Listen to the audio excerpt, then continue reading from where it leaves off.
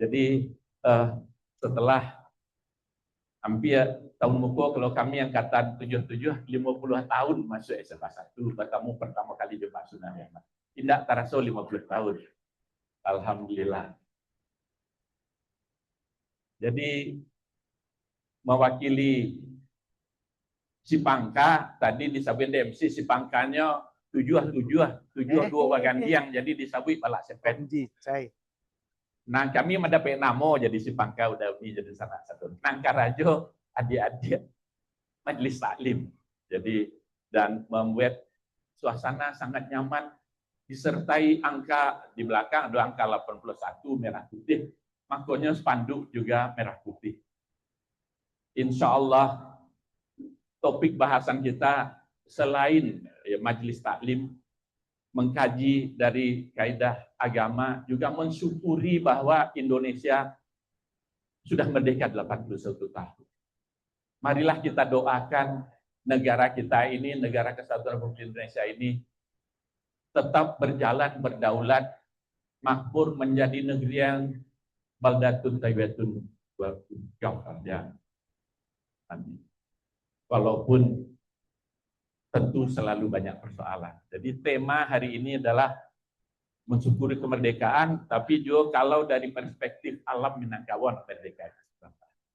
Itu barangkali yang dapat saya sampaikan mewakili angkatan kami, Balak Sepen.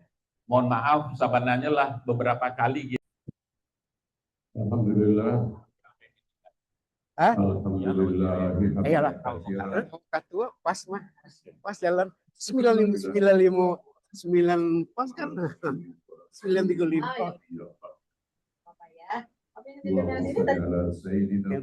Kopiah mulai luri.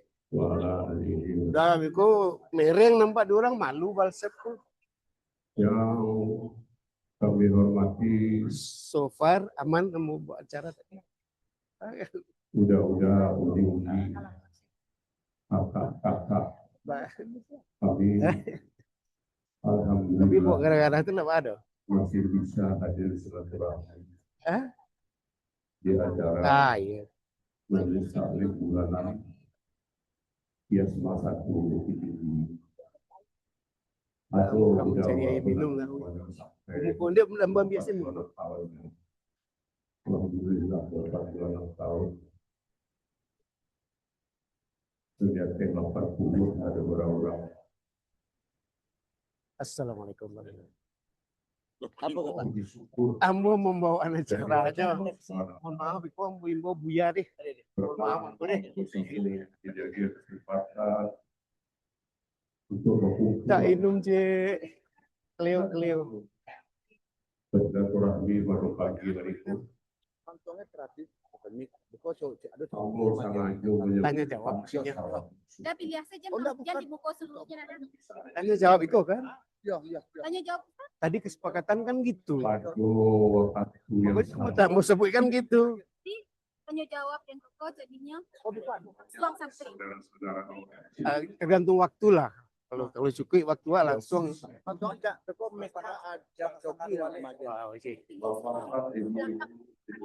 Tiko bilang banyak ya. Beda sisi beda. Beda sisi. Iya sisi. Pokoknya apa yang apa.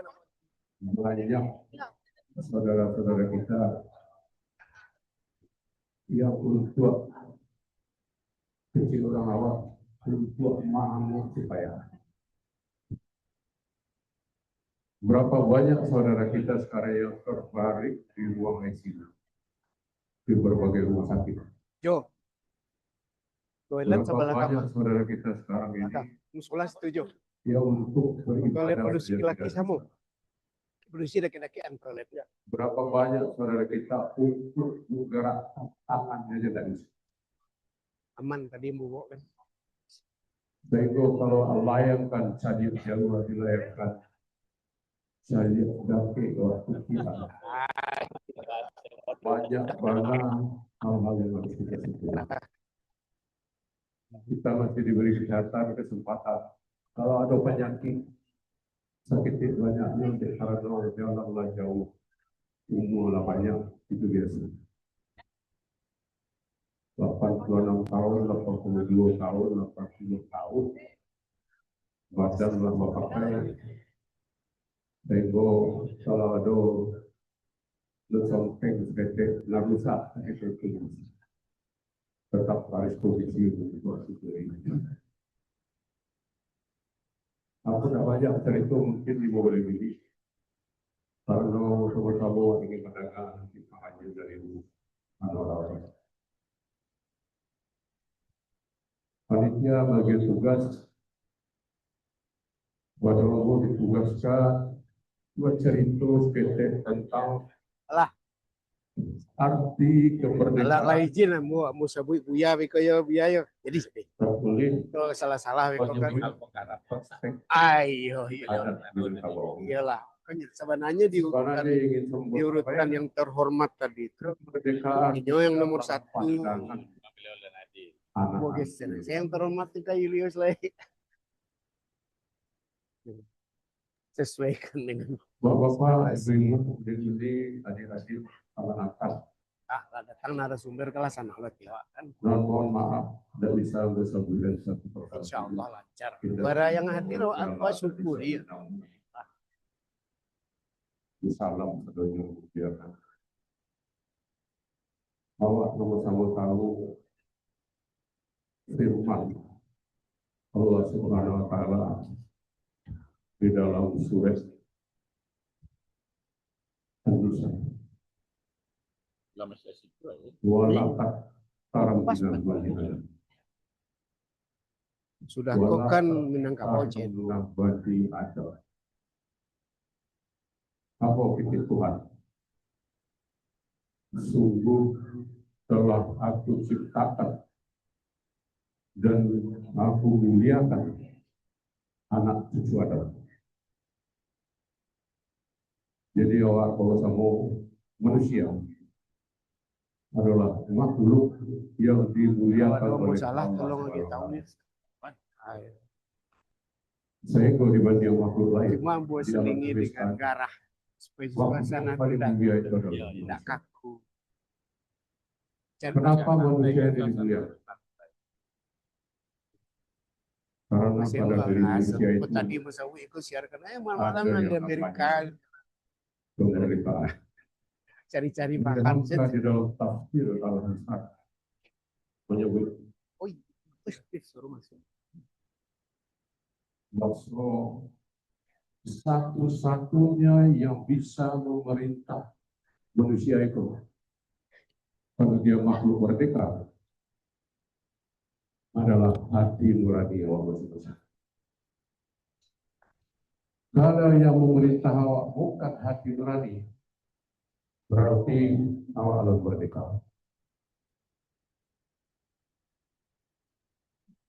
Orang Minang mengisi tetap dalam 3 standar ukuran. Tungku 3 sajarangan, tali 3 sapilin. Bagi anak Minangkabau, anak cucu budokan 2, pegangan hidup siang di Patuke, malam di Batam. 3. Pertama, syarat. Kedua, undang. Syarat undang. Ketiga, usaku. Menurut syarat ketentuan dari Yang Maha Kuasa, manusia itu adalah makhluk yang dimuliakan oleh Allah. Walakat haramna bagi Adam.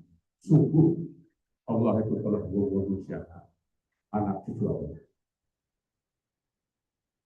Di dalam hukum di dunia, di Indonesia, di Amerika sama saja.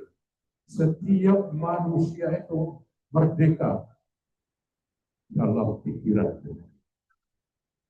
Setiap orang bebas punya keinginan dan cita-cita apa. Hukum memandang manusia itu adalah makhluk yang punya kemampuan untuk berkehendak. Di dalam pada awal disambut. Dan namanya manusia dan merah sagu dan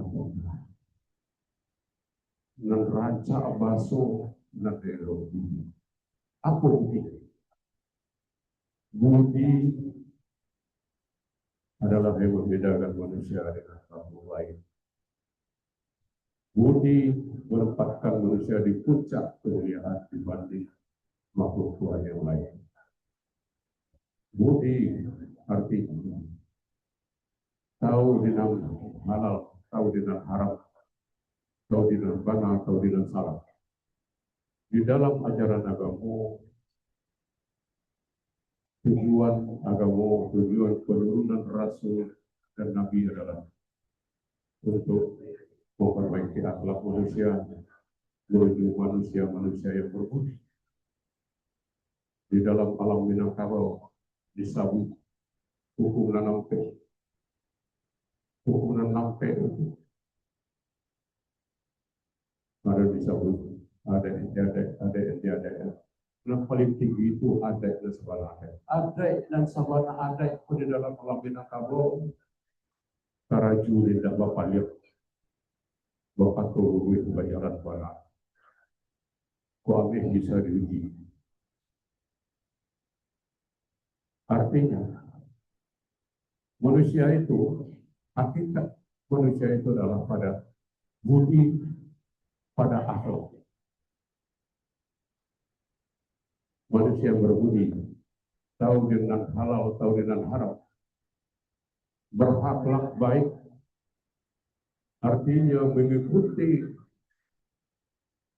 sunnah Rasul yang diturunkan untuk memperbaiki budi. Inilah manusia-manusia yang dicita-citakan dalam alam kemerdekaan. Sehingga Bapak kayu dari memang pikiran. Tapi kemuliaan manusia bukan di ukuran tinggi rendah batang kayu, tapi letaknya di budi. Basonya. Sehingga di dalam pandangan agama apapun tidak ukuran kemuliaan itu bukan diukur dari status lahir keduniaan, embel-embel keduniaan yang melaki kawat pakai tinggi, larato banyak, batu aracak. Itu seluruhnya hiasan dunia. Seluruh kemewahan dunia itu perlu ditimbang dan lebih baik dari bersabarlah sayu yang muak, rangi itu orang tinggi. Sehingga ukuran kemanusiaan itu adalah budi yang elok, akhlak yang mulia. Akhlak yang mulia tahu diri artinya tahu bahwa kita ini adalah makhluk ciptaan yang tujuan diturunkannya ke permukaan bumi ini cie saja dan yang lain untuk berbakti untuk menyembah kepada Sang Pencipta. Itulah hakikat.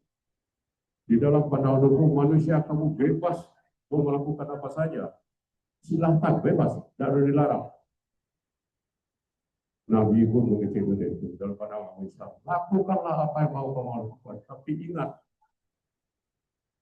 di dalam ada yang terjadi. Lakukanlah apa saja, tapi ada pasar ke diri mama. Kata mengatakan, kopai yang mana? Hati-hati melangkah hello perang daripada melangkah sulit yang labil, kemudian tak sulit dipikir, maka kau sepatah dipikir melangkah salah satu sulit. Ukuran sulit lihat panduan dalam syarat dalam agama, lihat panduan di dalam adat awak, lihat hukum yang berlakukan kepada setiap diri anak Minangkabau, tata hukum syarat undang sapo. Setiap pato harus disandarkan di sandian kesara. Maka disebut ada itu sendiri syarat kesandi ketemuan. Tak jadi yang masalah kembalikanlah kepada firman, kembalikan kepada petunjuk yang sudah lengkap di dalam Al-Quran. Anak Minangkabau kalau kamu langkah selangkah dilangkahkan, disuruh dan melangkah kaki. Bapak, ibu-ibu, ambo kini ku ingin kulo mandanga pengajaran pasal dari Buya sama mendengar kaji pada perintah dapat itu jadi biar sebelum mendengar dan tidak panjang bagi cerita dari aku guys dalam anak tidak mau lain orang lain tiga aturan dan mengabai Allah agamu ada hukum negara Allah. Bapak disamping di dalam ada syarat undang usahaku. Maaf cara melangkah aku kata syarat itulah nama kerajaan. Syarat mengaku ada memakai dipakai pakaian yang sesuai dengan syarat. Syarat pun ada orang bicara ya, ada orang awak kalau syarat pun bisa bicara ya. Syarat yang lebihnya tidak itu syarat agama. Tidak tahu apa boleh dapat lain. Kalau dikurai syarat itu artinya bicara ya. Bertakal gemini tabang panci jepiriau cabuk basuh malaya pangwa perawia tabulir tidak berdua syarat orang. Pulang laki-laki ke rumah orang lainnya tak pasuh di jepir itu. Itu syarat. Mungkin asal katanya dari kata basyara, batangkal. Mudah-mudahan pada dulunya sama-sama kita meraja kepada guru kita yang sangat kita memuliakan berbahagia bersama Allah sama kita mengenai kaji dari Al-Quran. Buya Bos beliau sebagai ketua wakil ketua di selama Indonesia. Mohon maaf kalau ada sampai ada yang disampaikan. Terima kasih kalau ada yang disampaikan tapi tangan tapi mohon beredar maaf. Mudah-mudahan Allah bersama kapalero sehingga jalan atau buku tidak banyak di dalam orang jauh. Mudah-mudahan jalan seperti itu selalu akan lincah bersama bisa selesai tugas di dunia dengan baik dan bertanggung jawab nanti insya Allah mudah-mudahan sampai nanti di dalam benar-benar terima kasih. Assalamualaikum warahmatullahi wabarakatuh.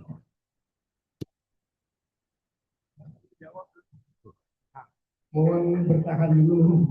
Alhamdulillah wassalatu wassalamu ala asyrofil muslim wa ala alihi wa ashabihi ajmain amma ba'du. Bapak dan Ibu yang saya hormati, alumni SMA 1 Bukti yang lulusannya saya lihat banyak yang memegang posisi penting di ini. Ada jenderal, cuma saya lupa itu siapa yang jenderal dia. Dia bilang dia lulus SMA 1. Siapa Pak Yunus? Banyak jenderal ya. Pak Ilyus bekerja di Mahkamah Agung. Pak Nizam Burhanuddin adik saya ini pernah menjabat sebagai eselon 1 di BPK. Jadi alumni SMA 1 Bukit Tinggi sudah bisa memberikan kontribusinya terhadap bangsa dan negara yang sama kita cintai.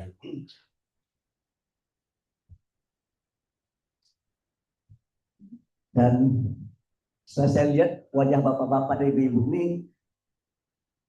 wajah sejahtera semua. Mukanya bersinar, ya, pakaiannya termasuk kategori mahal menurut saya. Jadi alumni SMA 1 sudah menjadi manusia-manusia yang makmur dan sejahtera. Amin. Bapak dan Ibu, saya mungkin tidak terlalu strict dengan judul. Karena saya juga ingin memanfaatkan kesempatan ini untuk menjadikan tempat ini bagi saya, bagi menyampaikan unek-unek saya, menyampaikan kerisauan saya. Apa yang menjadi kerisauan saya nanti di sambutan saya akan saya sampaikan, saya utarakan. Bapak dan Ibu, Syekh Syakib Ar-Salan ditanya oleh muridnya, "Limadza ta'akhkharul muslimun?" Kenapa orang Islam itu tertinggal? Kenapa orang Islam itu terkebelakang? Meskipun kita pernah menjadi adik kuasa, kita pernah memimpin dunia di zaman Daulat Bani Umayyah, kita pernah memimpin dunia di zaman Daulat Abbasiyah, seperti halnya Amerika hari ini. Dan kita juga pernah memimpin dunia di masa Daulat Turki Utsmani. Tetapi begitu Daulat Turki Utsmani dijatuhkan oleh Mustafa Kemal Atatürk, maka dunia Islam tenggelam. Timbullah keresahan. Kenapa ini umat Islam ini tenggelam? Kenapa umat Islam ini terkebelakang? Lalu pertanyaan itu diajukan ke seorang syekh yang sangat terkenal, namanya Syekh Syakib Ar-Salan. Pertanyaan itu begini, "Limadza ta'akhkharul muslimun?" Kenapa orang Islam itu terkebelakang? Dijawab oleh Syekh Syakib Ar-Salan. Karena orang Islam itu meninggalkan ajaran agamanya. Jadi logikanya, jika umat Islam mengikuti ajaran agamanya, maka umat Islam akan maju. Tapi jika umat Islam meninggalkan ajaran agamanya, maka dia akan mundur. Saya dalam kesempatan yang berbahagia ini ingin membuktikan salah satu firman Allah dan ayat Tuhan yang ditinggalkan oleh masyarakat adalah memperhatikan sumber daya manusia. Bapak dan Ibu, nggak ada di antara kita yang tidak tahu bahwa Korea Selatan lebih maju dari kita. Padahal Korea Selatan 2 hari kemerdekaan itu diumumkan 2 hari sebelum Indonesia merdeka. Jadi kalau kita merdeka tanggal 17, Korea Selatan memproklamirkan dirinya sebagai negara merdeka tanggal 15 Agustus. Tahun yang sama. Tapi kalau kita pergi ke Seoul, kita pergi ke Korea Selatan hari ini, sedih juga kita kalau kita bandingkan dengan negara kita. Timbul pertanyaan, kalau begitu, mengapa mereka maju dan mengapa kita tidak maju? Mengapa pemimpin-pemimpin di Korea bisa membuat negaranya jadi maju? Itu sangat dipengaruhi oleh siapa yang memimpin. Yang memimpin Korea itu namanya Pak Chung-hee. Sehingga Pak Chung-hee itu dianggap dan dikukuhkan sebagai bapak Korea Selatan. Pak Chung-hee memimpin Korea dalam keadaan masih biasa-biasa saja. Beliau pergi ke Kuala Lumpur, bertamu kepada Tun Abdul Razak, wakil Perdana Menteri. Perdana Menteri itu adalah Tengku Abdurrahman. Tun Abdul Razak wakilnya. Pak Chung-hee masuk ke kantor Tun Abdul Razak. Kita biasalah ya, kalau masuk ke kantor orang, kita pasti selingkuh. Pak Chung-hee melihat di dinding ada kata-kata yang sangat menggugah dia. kata Pak Chung Hee kepada Tun Razak, wahai Tun Abdul Razak, ini kata-kata siapa ini? Apakah ini kata-kata Anda yang Anda tulis? Kata Tun Abdul Razak, bukan kata-kata saya. Ini kutipan dari firman Tuhan saya. Yang asli itu begini. Innallaha la yughayyiru ma biqaumin hatta yughayyiru ma bi anfusihim. Sesungguhnya saya, kata Tuhan, tidak akan merubah nasib suatu kaum, suatu bangsa, kalau kaum dan bangsa itu tidak berusaha untuk merubahnya.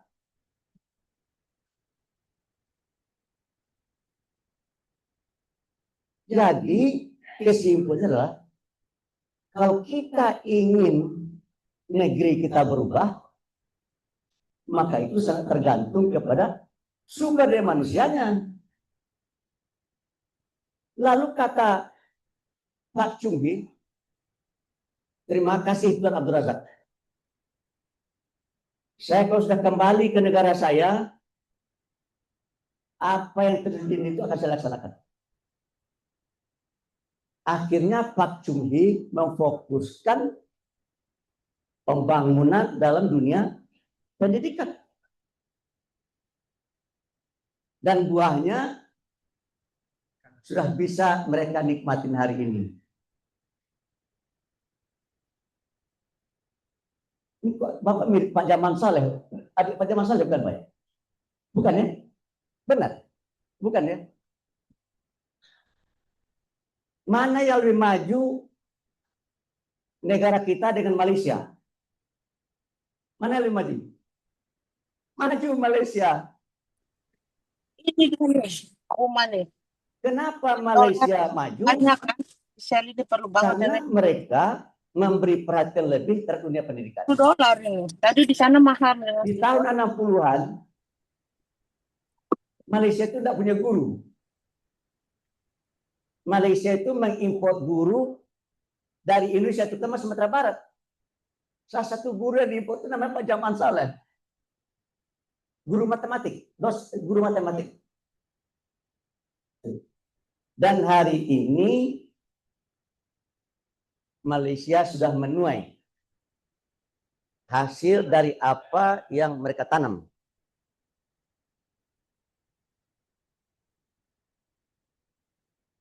Tetapi Bapak dan Ibu, meskipun negara kita tidak semaju Korea Selatan, meskipun negara kita tidak semaju Malaysia, tetapi para pakar dunia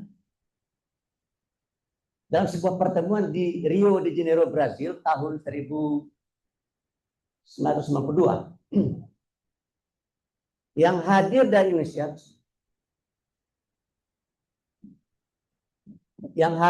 adalah Profesor Dr. Emil Salim. Peserta dalam pertemuan itu sangat selektif. Mereka harus punya pengalaman banyak dalam bidang keilmuan dan bidang politik. Dan kita tahu Profesor Dr. Emil Salim adalah seorang ilmuwan, ahli ekonomi dan ahli tentang lingkungan hidup, dan juga menteri dalam masa Orde Baru beberapa kali.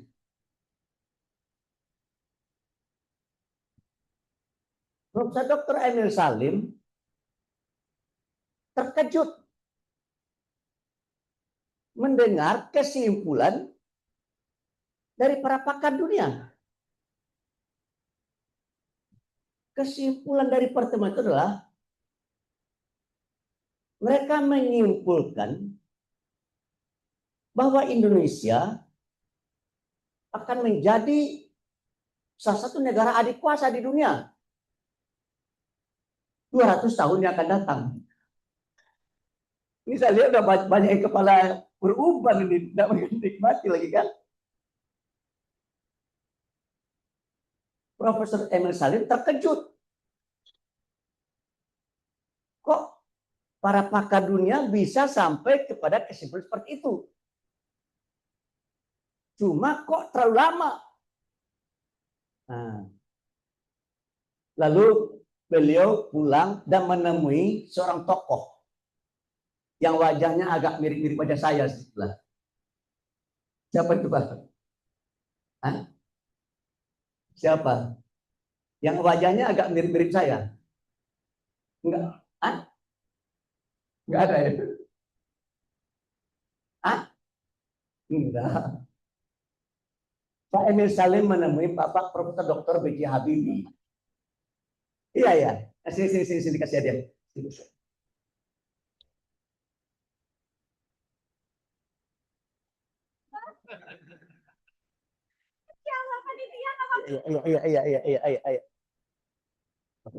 Iya, betul. Karena suara dia yang paling pertama kedengaran. Pak Emil Salim menemui Pak B.J. Habibie. Pak Habibie, saya baru pulang dari Rio de Janeiro. Acara Pak Emil menghadiri pertemuan para pakar dunia. Cuma kesimpulannya Pak Habibie membuat saya terkejut. Apa kesimpulannya Pak Emil, kata Pak Habibie? Mereka menyimpulkan bahwa negara kita akan menjadi salah satu negara dikuasai di dunia. Akan bagus tuh, kata Pak Habibie. Ya tapi lama sekali. Berapa tahun, kata mereka?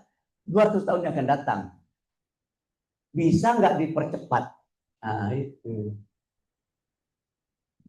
Karena Pak Emil ini orang saintis, beliau minta waktu, pakai matrik, dibuat matriknya. Setelah 1 bulan, Pak Habibie memanggil Pak Emil. Pak Emil, bisa dipercepat. Berapa tahun Pak Habibie? Bisa dipercepat 50 tahun. Jadi tahun 1962 tambah 50 berarti tahun 2042. Saya rasa saya sudah meninggal saya. 2042 ya saya sudah masih lah ya. Tapi kan kita berpikir anak cucu kita kan. Jadi bisa dipercepat 50 tahun. Menjadi 2042 atau 2050. Makanya orang mengatakan Pak Habibie itu IQ-nya, Pak Habibie itu masuk orang yang IQ-nya tertinggi di dunia. Kalau nggak salah, berapa? Di atas 200.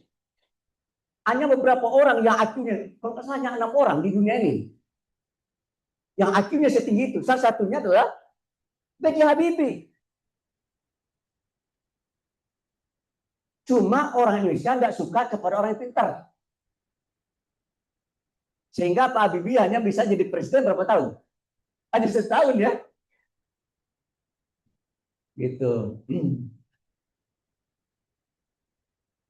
Beberapa waktu berselang, sebuah lembaga riset terkenal di dunia, namanya PricewaterhouseCoopers. PricewaterhouseCoopers membuat hitung-hitungan dan membuat prediksi. Bukan ramalan nih, prediksi. Based on data. Kesimpulannya adalah Indonesia akan menjadi salah satu negara adik kuasa ranking 4 di dunia tahun 2040-2050 setelah Cina nomor 1, India nomor 2, Amerika nomor 3, negara kita nomor 4. Tuh.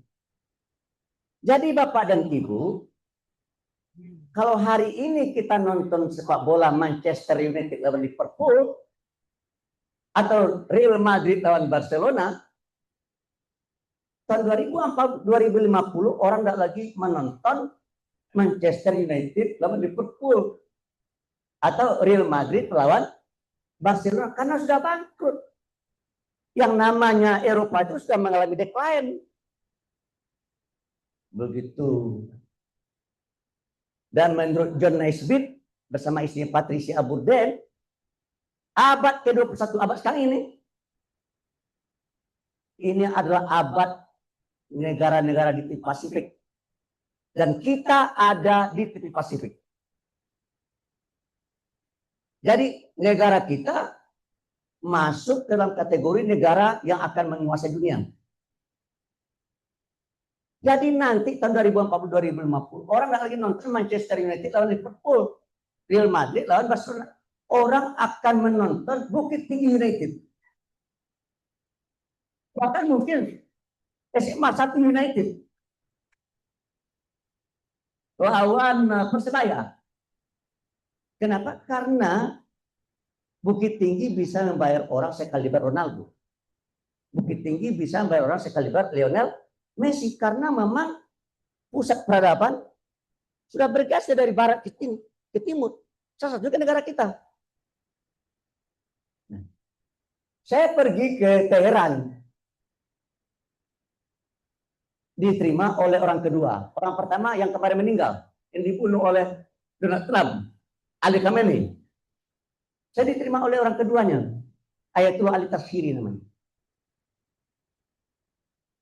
Dalam pertemuan itu ada yang mengejutkan saya. Kata Ayatullah Ali Tashiri, umat Islam akan kembali memimpin dunia.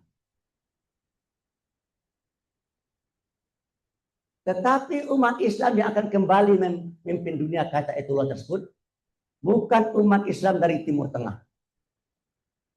Bukan umat Islam dari Turki. Dan bukan umat Islam dari Iran. Oh, saya kan kaget juga dari mana ini. Lalu kata Ayatullah, umat Islam yang akan memimpin dunia itu adalah umat Islam dari Indonesia. Saya senangnya luar biasa. Dan saya bisa memahami mengapa sang Ayatullah berkesimpulan seperti itu. Karena ekonomi Indonesia akan menjadi ekonomi yang maju, ekonomi Indonesia menjadi ekonomi kuat. Cuma yang jadi pertanyaan bagi saya adalah begini. Ketika Indonesia menjadi salah satu negara dikuasa di dunia, siapa yang menjadi penentu di negeri ini? Indonesia akan menjadi negara dikuasa. Tiba pertanyaan, siapa yang akan jadi penentu negeri ini? Dalam teorinya,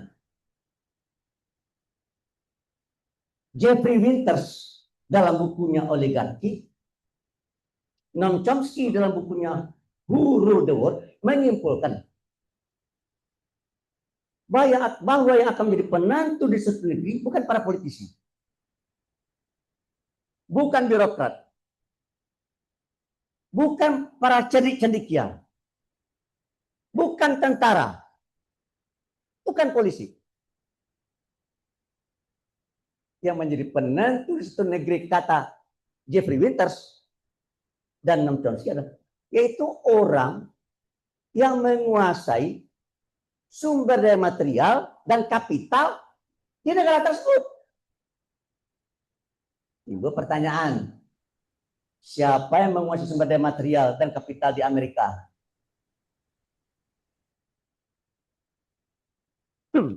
Kok jadi batu-batu? Ini melihat ibu batu-batu ini. Yang menguasai sumber daya material dan kapital di Amerika, Yahudi. Oleh karena itu ketika saya bertemu dengan Muammar Gaddafi yang sudah dibunuh juga oleh Amerika, saya ketemu di Tripoli di tenda beliau. Muammar Gaddafi sangat menyukai Barack Obama. Saking sayangnya dan saking berharapnya Muammar Gaddafi menyatakan umat Islam harus mendukung Barack Obama. Karena Barack Obama adalah seorang Muslim. Sebenarnya bukan dia yang Muslim, bapak tirinya yang Muslim ya. Saya ingin membuktikan Barack Obama, meskipun dia tidak beragama Islam, tapi dia sangat dekat dengan Islam karena pernah tinggal di Jakarta, di daerah Menteng. Jadi ada keberpihakannya kepada perjuangan rakyat Palestina. Oleh karena itu dia membuat statement. Dia meminta Israel supaya berhenti membangun tepi barat. Tepi barat itu Yerusalem sekitar itu. Tidak boleh lagi membangun. Stop. Kira-kira ada nggak yang tersinggung? Yang tersinggung tentu Yahudi kan. Lalu elit-elit Yahudi yang kaya-kaya di Amerika kumpul mendesak Obama untuk mencabut kebijakan. Tapi Obama nggak mau mencabut.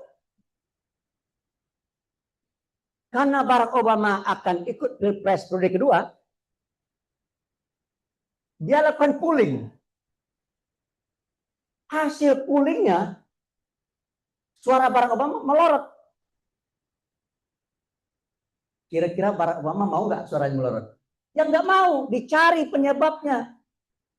Kenapa dalam polling yang diberlangsungkan kok suaranya melorot? Diketahui sebabnya. Karena dia tidak didukung oleh penguasa kapital atau oleh Yahudi. Lalu dia cabut ucapannya. Dia lagi pulih, naik lagi. Dan dia terpilih sebagai presiden untuk periode kedua. Yang menjadi pertanyaan bagi saya, siapa yang menguasai sumber daya material dan kapital di negeri ini? Nggak ada wajahnya di ruang ini. Nggak ada. Tapi jangan-jangan ada yang nyempil ya? Ada yang nyempil nggak? Nggak. Itu saudara kita dari etnis Cina. Kalau tahun kemarin Bapak dan Ibu, dari 10 orang terkaya di negeri ini masih nyempil 1 orang yang beragama Islam. Namanya siapa? Khairul Tanjung. Masih ada 1 orang. Hari ini dari 10 orang terkaya di negeri ini enggak 1 pun yang beragama Islam.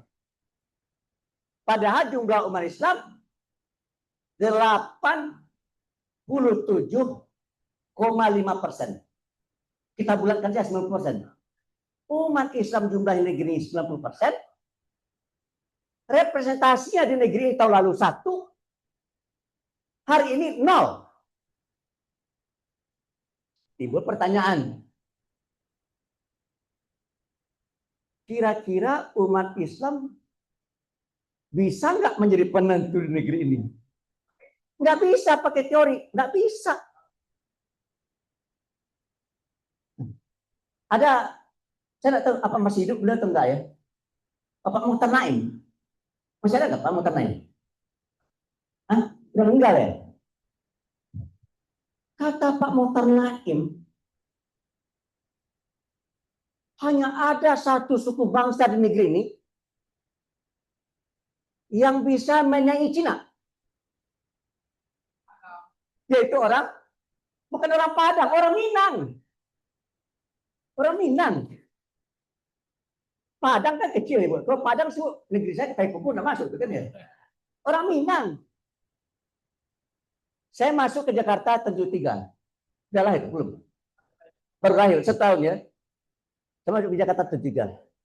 Pasar Jatinegara Pasar Padang, Pasar Senen Pasar Padang, Pasar Tanah Abang Pasar Padang, Pasar Blok M Pasar Padang, Pasar Mesik Pasar Padang, Pasar Santa sini Pasar Padang. Jadi kalau saya Muhtar Naim berharap orang Padang akan bisa menyaingi orang Cina, sangat rasional sekali. Karena pasar-pasar di Jakarta ini dikuasai oleh orang Padang. Orang Minang.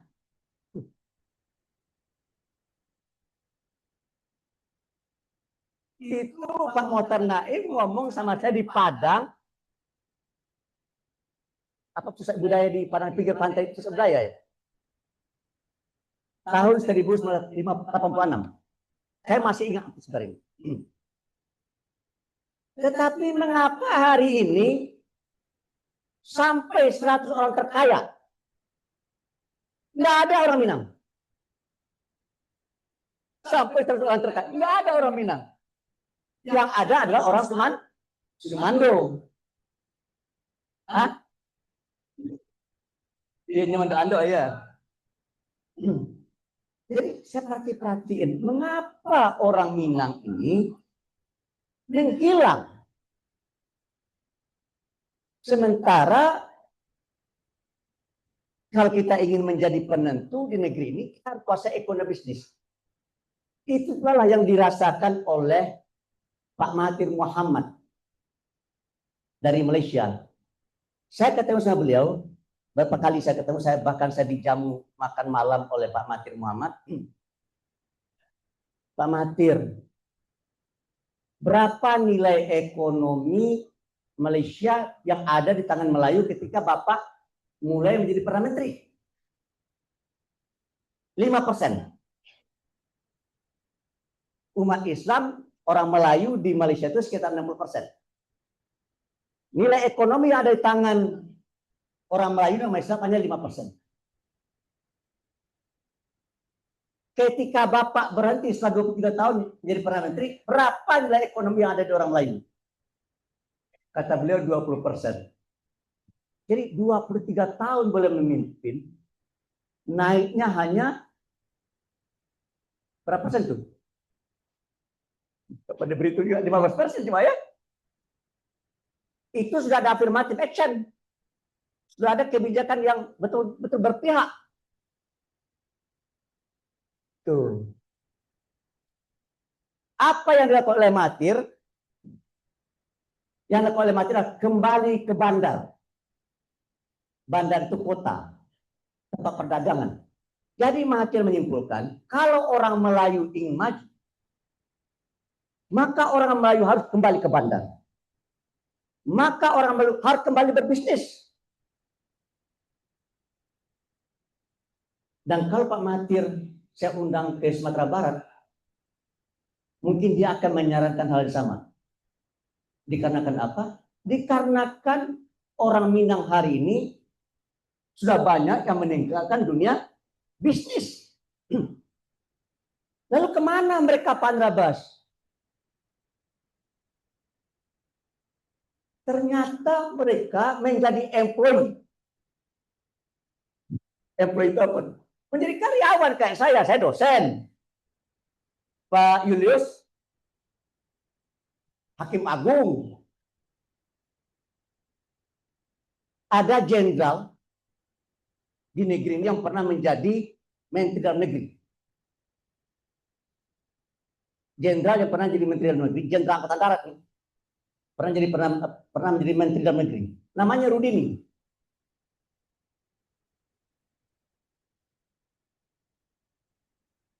Kata Rudini gini, bila ada pegawai saya di Kementerian Negeri ini bisa punya rumah di Pondok Indah, sementara dia bukan pengusaha atau istrinya atau suaminya pengusaha, dan dia juga tidak mendapatkan harta warisan yang banyak atau hibah yang banyak, maka saya pastikan, kata Rudini, pasti dia korupsi. Pasti dia akan jadi korup. Karena nggak mungkin. Gaji presiden aja di negeri ini 20 juta. Saya kaget juga, gaji bupati hanya 5 juta. Atas dasar apa dia bisa membeli rumah di Pondok Indah? Begitu. Tetapi meskipun orang Padang banyak menjadi employee, tapi orang Padang itu tidak mau menjadi employee di bawah-bawah. Tanpa menyebut nama. Sehingga Chief Executive Officer termahal. Chief Executive Officer termahal. Bukan di Indonesia. Di Asia Tenggara, orang Padang. Orang Minang. Di negeri ini ada orang yang dipanggil dengan manajer 1 miliar. Siapa? Meli 1 miliar di zaman Orde Baru. Tandri Abeng. Siapa yang Tandri Abeng? Sini. Dikasih dia.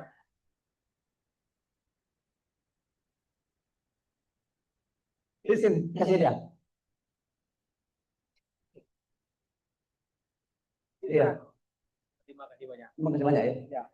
Namanya Tandri Abeng. Kenapa Tandri Abeng sukses? Karena punya istri orang Padang, orang Minang. Saya tadi ketemu dengan mantan Direktur Utama Pertamina. Namanya Pak Arifin Nawawi. Pak Arifin orang mana? Orang Jawa. Istri orang mana? Orang Padang, Pak Andrabas. Pantas dapat sukses. Bagaimana logikanya Pak Andrabas? Karena hubungan suami istri itu kayak bejana berhubungan. Hubungan suami istri itu kayak bejana berhubungan. Bukan air di bejana berhubungan bagaimana? Sama. Tapi begitu kawin dengan orang Padang ditekan oleh istri-istri orang yang berasal dari Padang, permukaan dia bagian ditekan. Akhirnya apa yang terjadi itu? Akhirnya permukaan yang di sebelah naik. Lahirlah Pak JK. Lahirlah Tandri Abeng. Lahirlah Rohmin Damuri. Dan sekarang katanya menteri-menteri sekarang banyak juga istrinya orang Padang. Lahirlah Raffi Ahmad. Nagita Slavina itu katanya orang Padang. Ibunya orang Minang. Orang Minang ya. Saya pernah memanggil salah seorang Chief Executive Officer yang bergaji besar. Kenapa saya panggil? Karena saya pergi ke Bangkok. Di Bangkok saya bertemu dengan keponakan yang punya Bangkok Bank. Keponakan yang punya Bangkok Bank ini setelah berdiskusi dengan saya, Mr. Anwar Abbas, bagaimana kalau kita bekerja sama? Oke, kata saya. Lalu setelah saya pulang, saya carilah Chief Executive Officer yang bergaji besar. Pak, saya baru pulang dari Bangkok. Saya diajak oleh orang di Bangkok itu untuk bekerja sama. Bapak punya duit nggak? Berapa diperlukan dana Pak Andrabas? Waktu itu kursnya setelah saya coba kurskan 1 triliun. 50-50. Bapak Pak Andrabas 50%, mereka 50%. Punya nggak Bapak uang 500 miliar? Waduh, mana punya Pak Andrabas? Yang punya itu adalah siapa? Yang membayar Chief Executive Officer.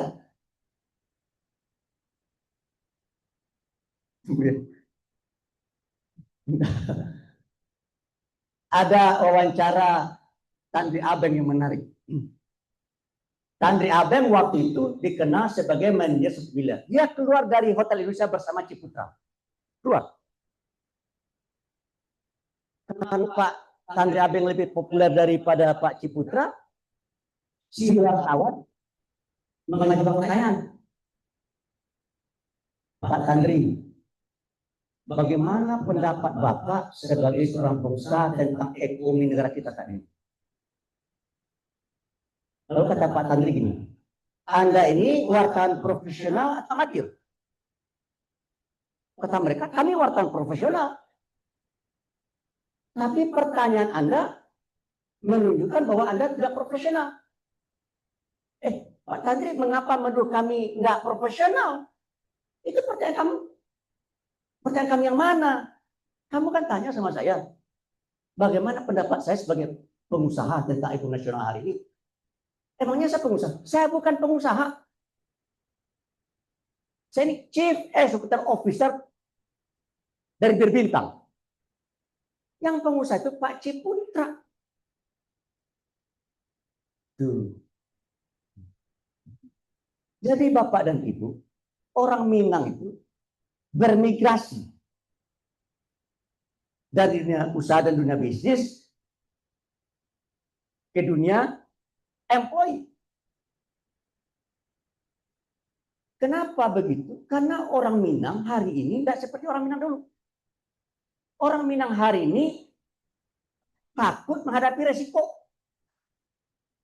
Orang Minang dahulu senang menantang resiko. Dalam teorinya, high risk. Dalam teorinya, high risk. Dalam teorinya apa? High risk,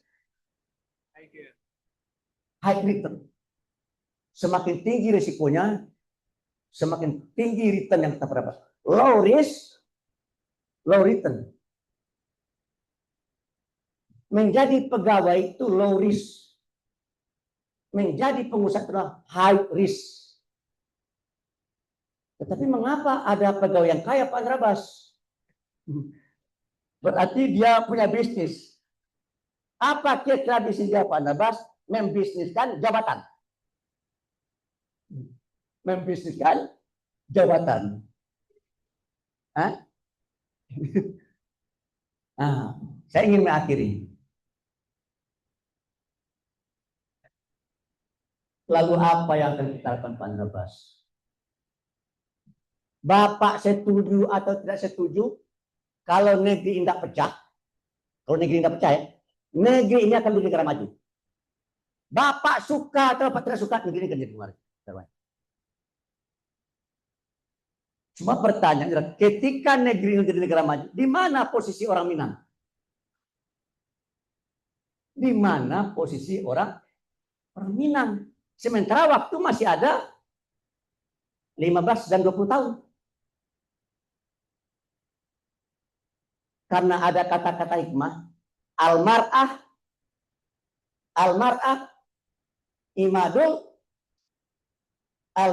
imadul bilad. Perempuan tiang negeri. Oleh karena kalau misalnya kita ingin orang Minang ini berkontribusi besar, itu sangat ditentukan oleh induk-induk.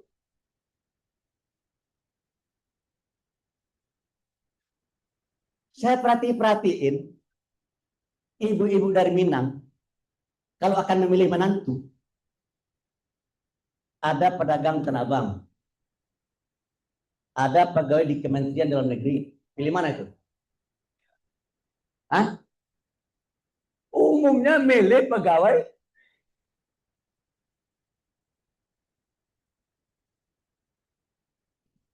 saya bukan antropolog. Saya memperhatikan bagaimana bedanya orang Cina dan orang Padang dalam mendidik anak. Orang Cina mendidik anaknya dalam dunia bisnis sejak kecil. Dan orang Padang mengabaikan itu. Orang Padang, toko di Tanah Abang, rumahnya di Pondok Indah. Orang Cina punya konsep ruko, rumah dan toko. Di atas rumah, di bawah toko. Saya coba simulasi. Anak orang Padang dikuliahkan oleh bapaknya di Fakultas Ekonomi UI.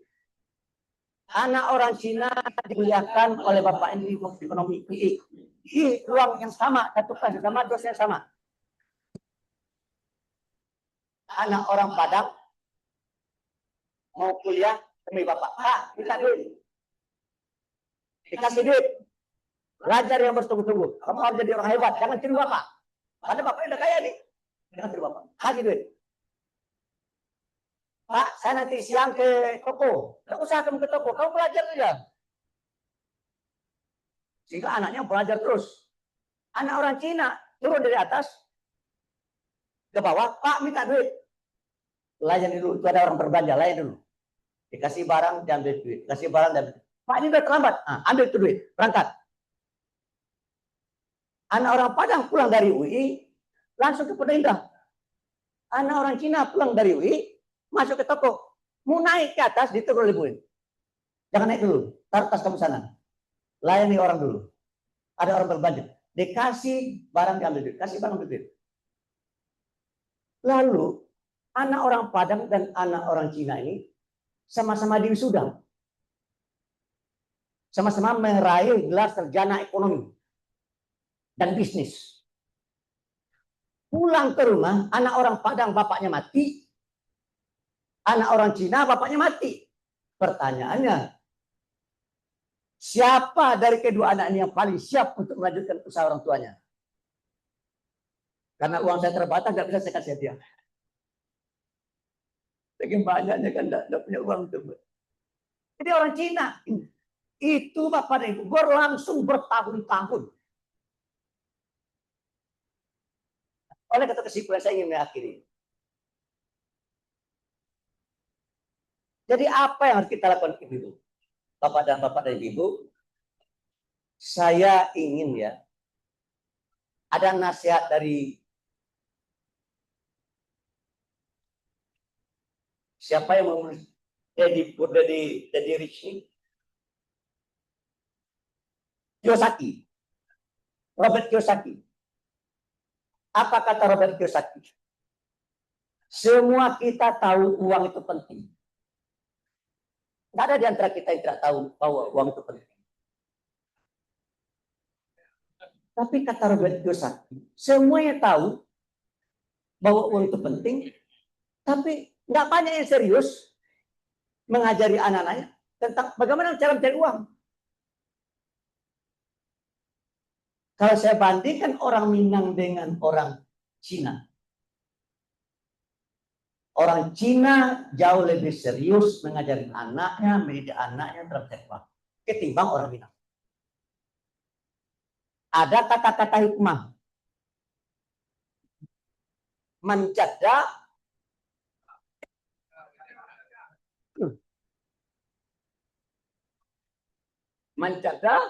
wajada. Tadi tanda pada itu belum.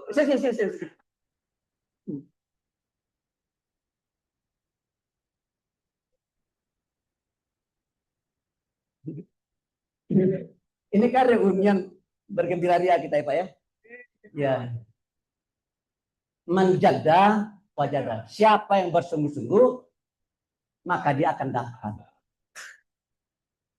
Kita bersungguh-sungguh untuk menjadi employee, kita sukses menjadi employee. Orang Cina bersungguh-sungguh untuk jadi pengusaha dan dia sukses. Akhirnya apa yang terjadi? Orang Minang begitu tamat mencari kerja. Orang Cina begitu tamat menciptakan lapangan kerja. Akhirnya apa yang terjadi itu? Orang Minang menjadi anak buah dari orang Cina. Kalau kita jadi anak buah, bisa nggak kita jadi penentu? Tidak bisa. Nah, saya ingin mengakhiri. So, yang namanya anak buah itu digaji, dikasih uang. Nah, saya ini pernah jadi sekretaris jenderal Islam Indonesia. Minta nasihat sama seorang kiai karismatik, namanya Profesor Dr. Kiai Jiliyafu. Pak Kiai, saya dipercaya teman-teman dalam Munas di Surabaya menjadi sekretaris jenderal Islam Indonesia. Pak Kiai kan pernah menjadi ketua umum. Tolong nasihatin saya. Bila nasihatin saya. Dalam bahasa Arab. Kata beliau gini, ada kata-kata orang arif yang harus kamu camkan baik-baik. Apa itu Pak Kiai? Orang arif itu bilang begini. A'ti man syi'ta fa innaka amiru was'al man syi'ta fa innaka asir.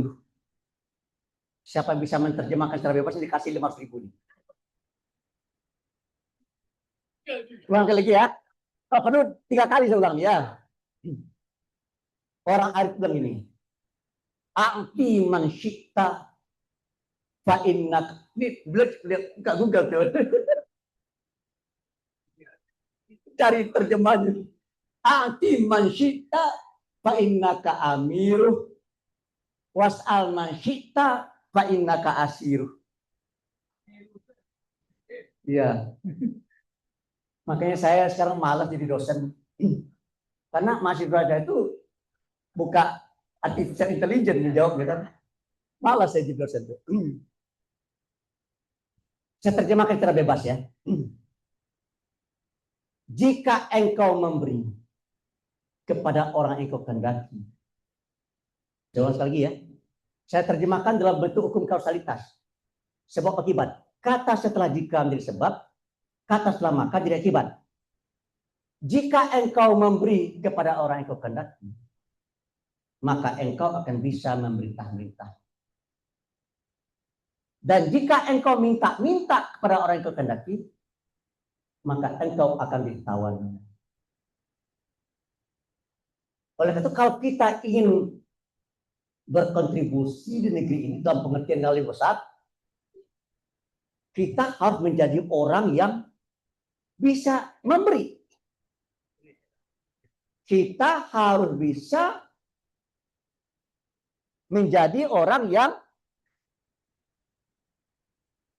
tumpuan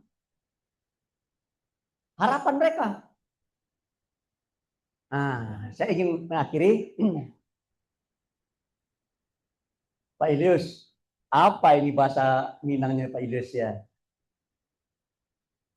Bukan taipi, nak jate bukan takut nak di luar ya. Jadi orang Minang itu adalah orang yang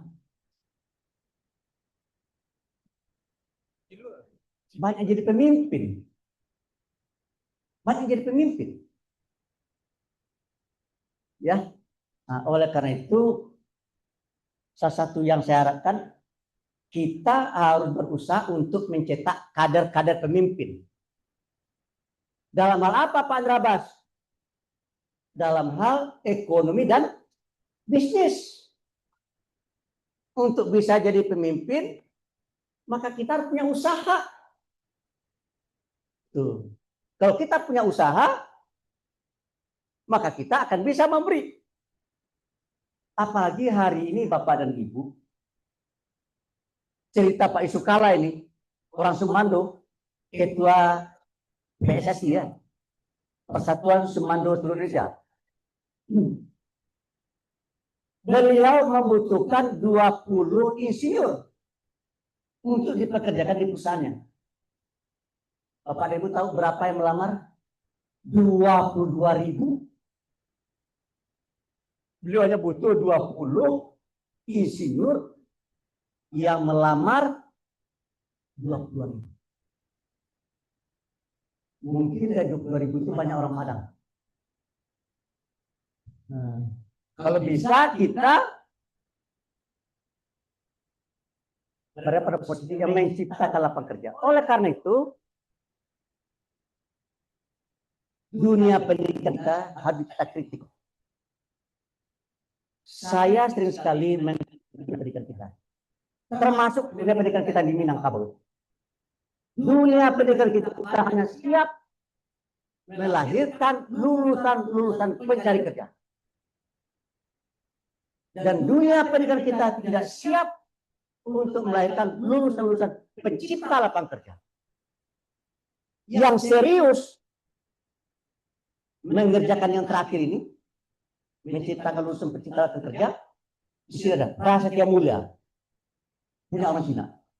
Ciputra University, punya orang Cina. Binus, punya orang Cina.